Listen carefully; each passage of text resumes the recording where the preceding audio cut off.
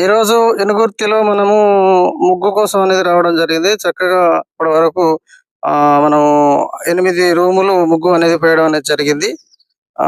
వీళ్ళకు గృహవాస్తు ప్రకారంగా చాలా చక్కగా ముగ్గులు అనేది పోయడం అనేది జరిగింది. ఇవి 8 రూములు ఉత్తర కాంటకు తీసి పోయడం అనేది జరిగింది. కావున ముగ్గులు కూడా ఆహ్, వారికి జాతకరీత్యా ప్రకారంగా పేరు, ఆ ఊరి పేరు ఇవన్నీ తీసి పోయడం అనేది జరుగుతుంది.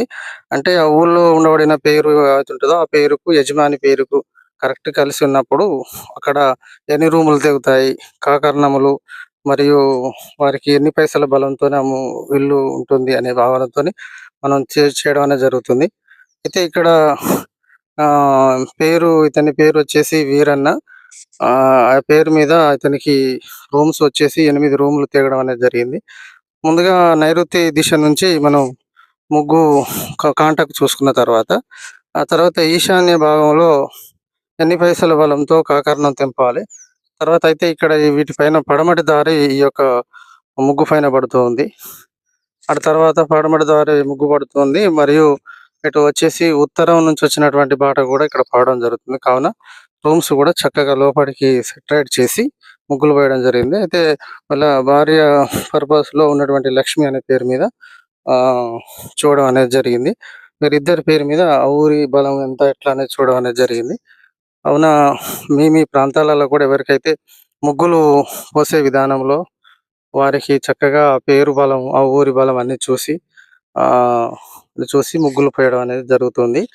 ఆ యొక్క ఎంవైఎస్ అనే ఛానల్ ద్వారా మేము ప్రతి ఊరికి ముగ్గుల గురించి కానీ, జాతకాల గురించి కానీ వెళ్ళి చేయడం జరిగింది. ఇది సోమవారం ఉదయం 8:30 నుంచి 10:30, 11 గంటల వరకు ఈ ముగ్గు పోయడం అనేది జరిగింది.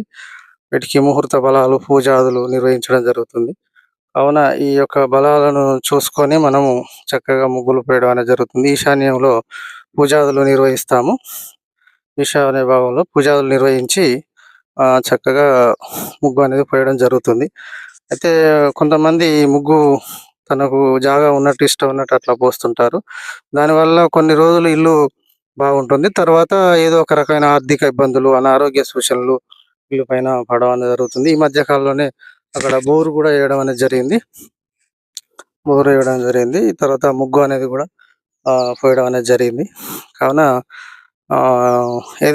ఏది చేసినా శాస్త్రోక్తంగా మనము ఉత్తరాఖండను మనం సెటరేట్ చేసి పోయాల్సి వస్తుంది. కాబట్టి ప్రతి ఒక్కరూ ఈ యొక్క వీడియోను